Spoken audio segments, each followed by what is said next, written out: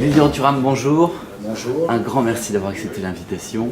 On se rencontre aujourd'hui autour du livre Les mots et les actes pour vivre ensemble aux éditions Le Cherche Midi. C'est un collectif d'auteurs, vous en faites partie. Comment est né le projet?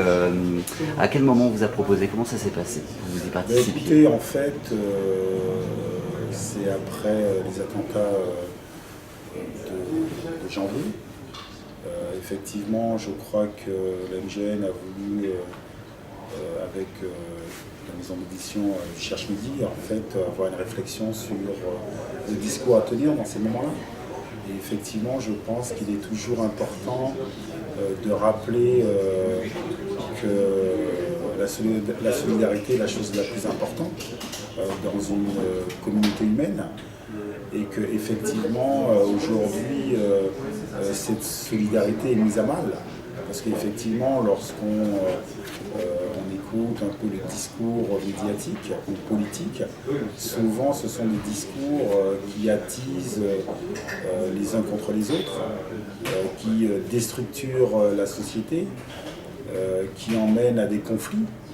Et donc je crois qu'il est important qu'il y ait des personnes qui prônent un discours de solidarité, surtout dans ces moments-là. Alors vous, dans ce livre, vous prenez la parole sur un thème qui s'appelle le respect. Non, mais en fait, pour moi, ce qui est très important, c'est emmener notamment les enfants, parce que les enfants sont moins conditionnés que nous adultes, sur le questionnement de leur propre conditionnement. C'est-à-dire que trop rarement, on questionne par exemple notre conditionnement religieux ou le discours qu'on a pu entendre au sein de notre propre famille.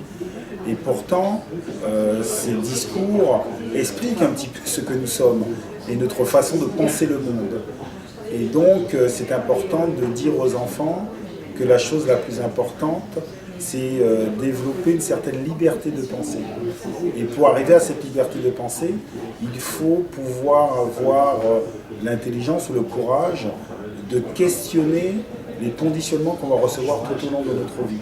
C'est-à-dire que de ne pas prendre pour argent comptant les discours au sein de la famille ou les discours qu'on entend dans son environnement. C'est pouvoir se questionner, se dire voilà, est-ce que ma religion ne m'emmène pas à penser dans une certaine direction? Est-ce que ma religion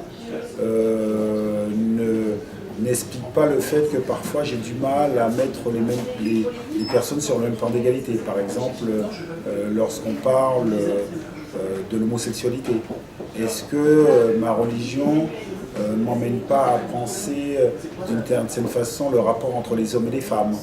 Est-ce que les discours au sein de ma propre famille a été un discours qui m'emmenait à accepter l'autre, à comprendre l'autre, à comprendre que l'autre est avant tout quelqu'un qui a reçu un autre conditionnement que moi et que pour qu'on puisse rentrer en contact, la première des choses, est-ce que c'est pas le fait de dialoguer, de discuter, et pour essayer de se comprendre? Et donc voilà ce qui est important pour moi en fait, c'est-à-dire réfléchir ensemble à comment nous pouvons construire du commun.